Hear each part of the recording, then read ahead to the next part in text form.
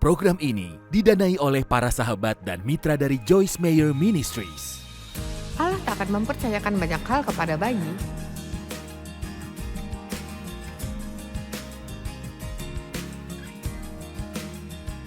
Saudara tak akan izinkan anak 10 tahun menyetir mobil barumu. Amin. Jadi, kita harus hidup sedikit lebih dalam.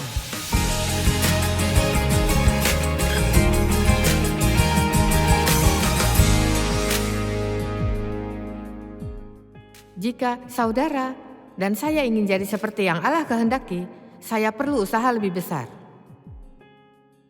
Berdoa saja tidak cukup untuk menyelesaikan sesuatu. Saya perlu belajar firman, saya perlu bekerja sama dengan Allah, saya perlu memperhatikan kehidupan rohaniku. Jika saya berdosa, saya perlu bertobat. Jika menyakiti orang lain, saya perlu kembali dan minta maaf. Saudara setuju? Oke, jadi setelah lahir kembali, salah satu hal pertama yang perlu dilakukan adalah memahami bahwa Allah mengasihimu dan sudah membenarkan dirimu, Ia menyucikanmu, Ia menguduskanmu, tapi Roh Kudus adalah perantara dalam pengudusan. Jadi menarik karena jika saudara membaca definisi panjang lebar di The Vine's Dictionary, dikatakan bahwa kita dikuduskan tapi sedang dikuduskan di saat yang sama. Jadi ada banyak kesempurnaan dalam kita yang sedang disempurnakan dalam pertumbuhan. Jadi kita punya tubuh, kita punya jiwa, dan kita punya roh. Nah, semua hal baik ini sudah menjadi anugerah dalam roh kita. Wah, jika kita bisa ubah seseorang, semua orang akan hebat. Tapi Allah harus bekerja dalam kita untuk membersihkan jiwa kita, dan ini adalah hal-hal internal yang tak terlihat tapi hasilnya terlihat, seperti saudara bisa marah padaku tapi tetap, ya Joyce, kami mengasihimu dengan kasih Tuhan. Entah apa artinya itu saya tak tahu, tapi saya ingin orang sungguh mengasihiku, bukan dengan cara yang tampak palsu. Amin. Jadi,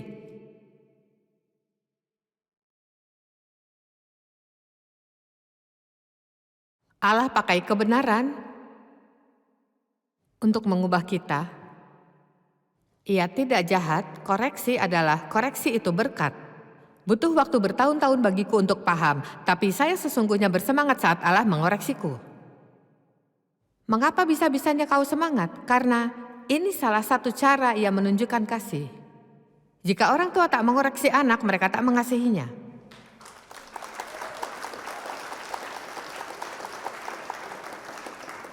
Jika punya anak usia 40 tahun masih tinggal di rumah dan tak bekerja, ayo. Bukannya kami sungguh menyayangi dia. Tidak, maaf, itu bukanlah kasih. Kasih berkata kau akan bertumbuh, tapi tidak di sini, kau harus mencari tempat lain untuk melakukannya. Amin. Nah, saat Allah mengoreksi kita, Ia tidak kejam, Ia tidak menghukum, tidak memukuli kita. Di Mazmur 23 Alkitab berbicara tentang gadamu dan tongkatmu, itulah yang menghiburku. Saudara tahu, orang-orang di zaman dulu, mereka memahami makna lupakan gadamu dan manjakan anakmu dengan cara yang sungguh di luar konteks. Jadi saat saya masih kecil atau remaja, saudara tak mengalami handphonemu disita, atau ditampar di wajah, atau dipukuli ikat pinggang. Nah, bukannya kupikir ini cara yang tepat untuk dilakukan. Kupikir ini bukanlah cara kerja Allah, tapi Dia punya cara tersendiri mengoreksi. Katakan saudara melakukan pekerjaan yang mengharuskanmu mengkompromikan nilai moral agar bisa kerja. Jadi saudara suka gaji yang saudara terima. Jadi saudara berkompromi, saudara tidak mau keluar sementara saudara seharusnya keluar. Ya, Allah sungguh mampu membuatmu kehilangan pekerjaanmu. Atau katakan saudara bercengkrama dengan teman yang meracuni hidupmu dan merusak kerohanianmu, dan saudara tahu saudara harus menjauh, namun tidak, ya. Mereka pada akhirnya menyakitimu dengan sangat-sangat buruk, mengecewakanmu dan menyakitimu, dan saudara berpikir ini yang terburuk, namun sesungguhnya Allah memberimu bantuan besar. Amin. Tapi gada dan tongkat ini terlihat seperti tongkat berdiri hanya terbuat dari batang dan ada lengkungan di ujungnya. Dan jika domba akan jatuh ke lubang atau ke jurang, sang gembala akan perlahan mengalungkan lengkungan itu di lehernya dan mengangkatnya dari jurang. Dan gada adalah tongkat yang ramping, bukan untuk memukuli domba itu. Dengan lembut, jika seekor domba tersasar, mereka akan disenggol untuk kembali ke jalan yang benar. Lihat, ini cara yang Allah inginkan. Ia pembimbing kita dan ingin jika kapanpun kita keluar dari jalur yang sempit itu, Ia ingin dengan lembut menyenggol kita kembali ke jalan yang benar. Apa yang terjadi jika saudara jatuh ke jurang? Ya, sesamamu tak perlakukanmu dengan cara Allah. Ada cerita pendek judulnya Pria di Dalam Lubang. Bertahun-tahun lalu saya baca artikel tentang seseorang yang jatuh ke lubang dan tak bisa keluar. Dan bagaimana orang lain memperlakukannya. Pernahkah jatuh ke lubang? Saya terkadang pernah. Saudara tahu, dan kadang saya bukan hanya butuh pertolongan Allah, saya butuh pertolongan pribadi. Saya perlu dipeluk atau perlu seseorang untuk. Tahukah Allah bekerja lewat sesama? Ia tak hanya bekerja sendiri, Ia bekerja lewat sesama. Dan kita semua butuh dikuatkan. Kita butuh sesama kita untuk ada di sana saat kita terluka, tapi kita tak perlu penghakiman, kita tak perlu dikritik, kita tak perlu dibuat merasa bersalah. Semua orang sudah cukup merasakannya. Ada waktu-waktu kita perlu dihibur, jadi pria ini ada di lubang. Seseorang datang dan berkata, "Sayang sekali engkau ada di lubang." Seorang lain datang berkata, "Ya, masuk akal seseorang akan jatuh ke lubang, mengapa bukan kau?" Seorang Farisi berkata, "Kau tahu hanya orang jahat yang akan jatuh ke lubang." Seorang ahli matematika menghitung bagaimana dia bisa jatuh ke lubang. Seorang reporter berita ingin cerita eksklusif pria di lubang ini. Seorang fundamentalis berkata, "Kau layak jatuh." Seorang Calvinis berkata, "Jika kau sudah selamat seharusnya kau tak akan pernah jatuh ke lubang." Seorang Armenian berkata, "Kau selamat namun masih jatuh ke lubang." Seorang karismatik berkata, "Oh, klaim saja bahwa kau tidak ada di lubang."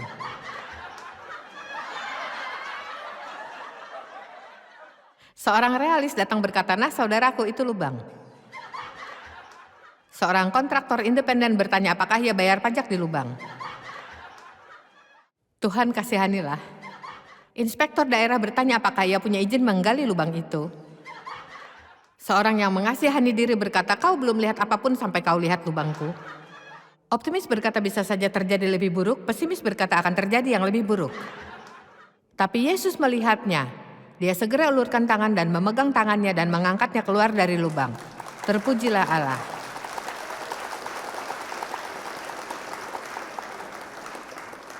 Jadi Allah tidak perlakukan kita sama dengan cara sesama. Syukurlah. Nah, salah satu hal yang Allah lakukan, ada begitu banyak pesan dan waktuku tak cukup. Akulah pokok anggur yang benar dan Bapakkulah pengusahanya. Setiap ranting padaku, itu kita, yang tidak berbuah, simaklah. Yang berhenti berbuah dipotongnya, pangkas dan buang, dibersihkannya dan berulang kali memangkas setiap ranting yang terus menghasilkan buah. Jadi cukup lama saya coba pahami ini, saudara dipangkas jika melakukan atau tidak, jadi melangkah saja dan coba lakukan yang benar. Dan dia akan pangkas kita bahkan jika saya menghasilkan buah baik, Allah tetap akan berurusan denganku dan memangkasku, Ia akan terus merapikan diriku. Ia tak akan membiarkanmu tumbuh besar dengan hama. Ia akan terus memangkasmu agar saudara lebih banyak membuahkan buah yang luar biasa. Nah, kami pernah punya pohon di halaman depan dan pohon ini akan tumbuh lagi. Setiap tahun kita harus memotong ranting yang saudara sebut ranting penipu. Dan ini ranting yang tak enak dipandang, mereka muncul di tempat yang tak seharusnya. Contohnya, mereka akan muncul di bawah pohon atau sebagian akan menjadi penahan pohon ini bertumbuh. Ya, mereka tidak berguna. Satu-satunya yang mereka lakukan, pahamilah ini, adalah menyerap kehidupan dari pohon ini sehingga ranting baik tak bisa berbuah. Nah, adakah akar penipu di hidupmu?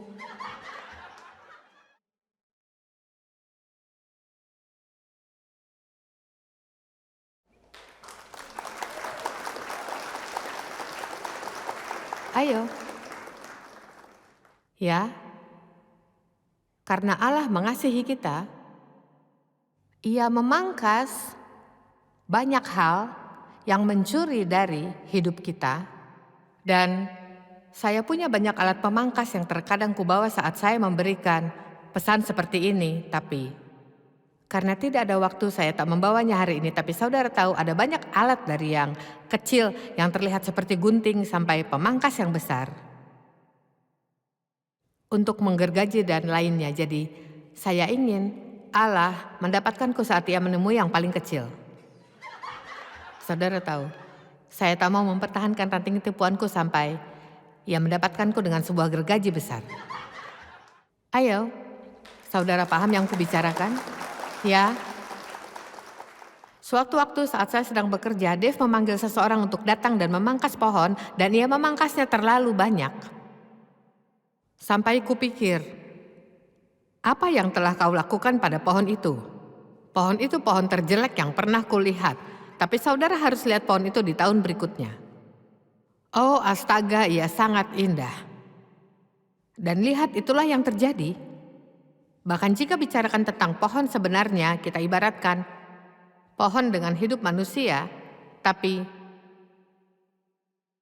jika saudara memangkas pohon di waktu yang tepat, dan waktu yang terbaik untuk memangkas adalah menjelang musim dingin. Dan pohon dewasa bisa menjalani pemangkasan lebih baik dari pohon muda. Itulah mengapa kadang saudara akan lihat orang percaya baru tak akan mengalami hal-hal yang saudara tahu Allah tak akan percayakan sebagaimana denganmu, namun saudara tak paham, ya, karena jika Allah mulai memangkasnya terlalu dini, mereka akan menyerah dan mundur. Di mana yang lebih dewasa sudah punya hubungan ketergantungan pada Allah, mereka akan mampu bertahan. Ada seorang wanita di kantorku suatu waktu sedang konseling dan dia baru saja terima keselamatan. Baru diselamatkan. Ia datang padaku menginginkan beberapa saran dan dalam percakapan ini ia memberitahuku tanpa merasa lucu sedikit pun bahwa ia dan pacarnya telah tinggal bersama cukup lama. Ya, kupikir, ya, ku harus beritahu dia. Kau tahu itu harus dihindari. Dan maksudku, ada suara kecil berkata tidak. Jangan beritahu apapun, ia belum siap menerima hal ini. Saat waktunya tepat akan kuberitahu bahwa ini salah. Dan saudara lihat, kadang kita ingin perbaiki semua orang.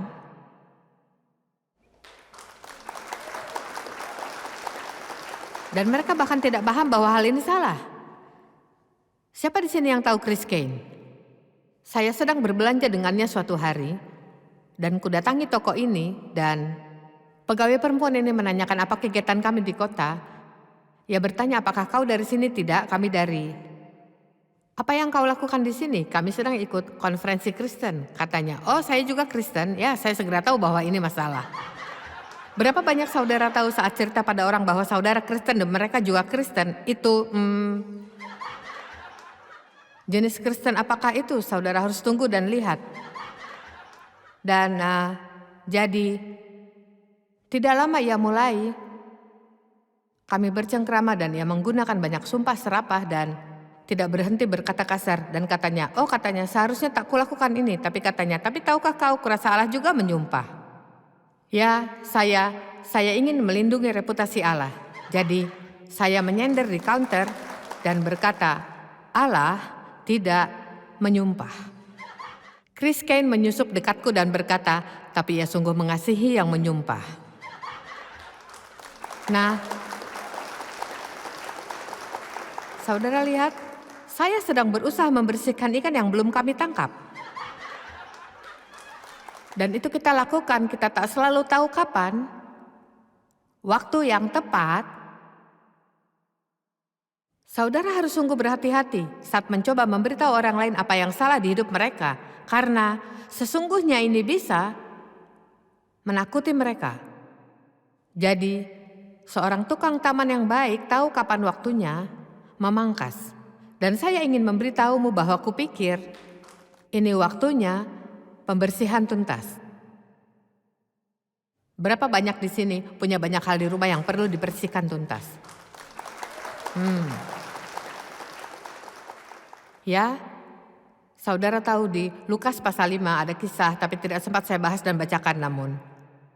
Seorang nelayan sudah semalaman memancing dan belum menangkap apapun. Dan mereka sedang membersihkan jala dan siap-siap menggulungnya. Dan Yesus datang dan katanya, kau belum menangkap apapun, yang ia sudah tahu jawabannya.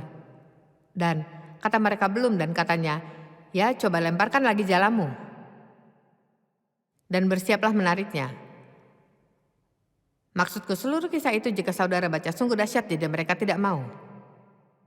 Tapi Petrus berkata, karena kau suruh kami lakukan, kami lakukan.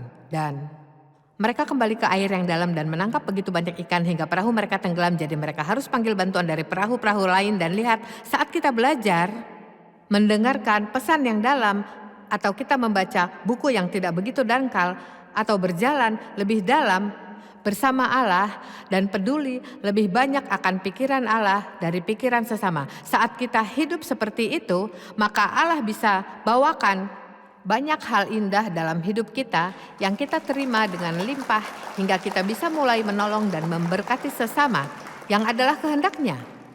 Allah tak akan mempercayakan banyak hal kepada bayi.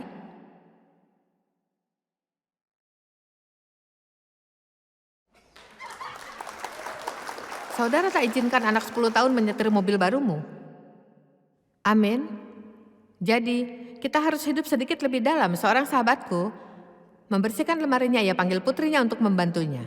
Dan ini hal yang sungguh perlu dilakukannya. Saat ia selesai, ia mengosongkan 150 gantungan baju. Ia berkata bahwa lemarinya penuh pakaian yang ia biasa pakai sebelum naik berat badan.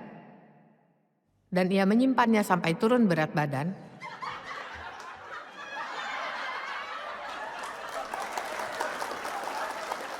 Tahukah saudara, saat turun berat badan, rayakanlah dan keluar beli baju baru. Ya, saudara tahu seorang wanita membereskan lemarinya menyakitkan. Ini saya akan butuh bantuan.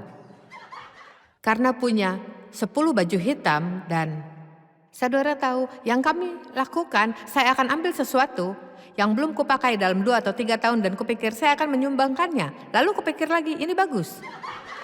Saudara tahu, tidak, saya akan mengembalikannya.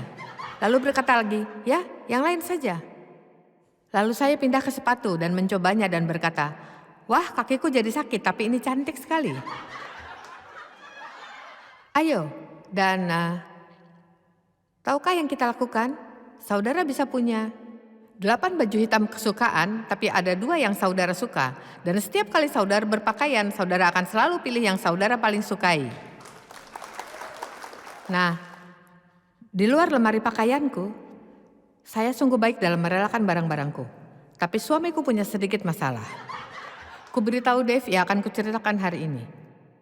Dave punya jeruk yang berusia 60 tahun. Mengerikan, keras seperti batu bata.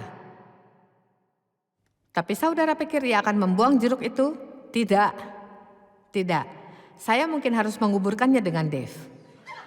Dan ia suka tas. Saya bahkan tak bisa beritahu berapa banyak tas yang dia miliki. Ia punya tas dengan pegangan, ia punya tas plastik, ia punya tas kertas, ia simpan semua tas-tas belanja. Saudara tahu, saya pulang membawa kantong plastik dan ada tempatnya untuk taruh semua itu. Apa yang kita lakukan dengan itu? Nah, suamiku jarang sekali marah kepadaku. Saat bepergian, kita punya tas-tas plastik seperti kantong untuk memasukkan pakaian-pakaian kami. Nah, saya bukan orang paling sabar di dunia, jadi kurobek plastiknya. Ia buka plastiknya pelan-pelan, melipatnya, dan punya tempat untuk kantong plastik. Suatu hari ia lihat yang kulakukan dan ia membentak saya. Katanya, hentikan itu, lipat semua kantong itu dan simpanlah, kau menyia-nyiakannya. Kataku, Dave, kantong itu mungkin harganya Rp25. Ada beberapa hal lain di mana saya demikian. Mungkin saya punya 30 atau 40 Alkitab, tapi saya tidak. Dia punya masalah dengan kaos kaki, pakaian dalam, kantong, dan jeruknya. Amin. Terkadang kutemukan tas belanja penuh dengan kaos kaki dan pakaian dalam baru. Dan saya berkata, mengapa kau masih simpan ini semua dalam kantong? Katanya, ya saya beli lebih karena saya suka ini, dan jika saya mau beli lagi 2 atau 3 tahun ke depan mungkin sudah tak ada lagi. Jadi ku beli saja. Mari kita serius karena waktuku tinggal sedikit. Ini waktunya mengundang Allah.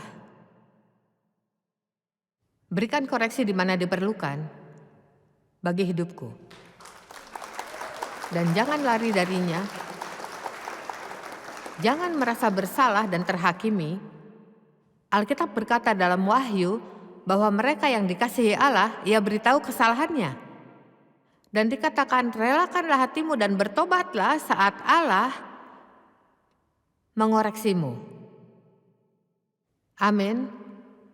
Mari berdoa. Bapa, aku berdoa agar umat-Mu menerima pesan ini dengan hati, agar mereka sungguh memperhatikan yang dinyatakan hari ini, dan bahwa masalah-masalah yang mereka kesampingkan, area-area yang perlu dibersihkan tuntas dalam hidup, dalam pikiran, dalam tindakan mereka, agar mereka mengundang-Mu datang dan berkarya dalam area-area hidup ini dan tidak melarikan diri. Bantu kami Allah bertumbuh dewasa dan tidak selalu menjadi bayi rohani dalam hidup. Kami mau melupakan diri sendiri, tidak fokus pada diri sendiri, dan membawa diri kami sebagai bejana yang baik dipakai-Mu. Dalam nama Yesus, setiap kepala tertunduk, setiap mata tertutup. Saudara tahu perjalanan bersama Allah dimulai dari keselamatan. Dan saudara di sini sekarang dan berkata, Joyce, saya ingin dosaku diampuni. Saya ingin jadi Kristen yang benar. Saya tak mau jalani hidupku yang lama lagi. Saya ingin kenal Allah dan saya ingin merasakan Ia mengenalku. Dan ku ingin kau mendoakanku hari ini. Saya siap menyerahkan hidup pada Allah. Apakah saudara sudah lama diselamatkan namun jatuh dalam dosa dan kini jauh dari Allah? Jika ini saudara, maukah saudara mengangkat tanganmu agar saya bisa mendoakanmu? Mari lihat semua tangan ini. Begitu banyak tangan-tangan yang terangkat. Begitu banyak. Oke, maukah saudara membantuku lihat saya? Saya akan memintamu berdiri, saya tak akan memintamu ke sini. Tapi saya ingin memintamu berdiri, dan ini alasannya, saya tak ingin mempermalukanmu. Tapi jika kau tak mau, kau tak akan berdiri di luar sana. Dan kita harus putuskan berdiri. Jadi jika saudara sungguh-sungguh pada saat mengangkat tanganmu, saya ingin saudara berdiri sekarang cepat, dan saya akan mendoakan saudara. Ayo berdirilah.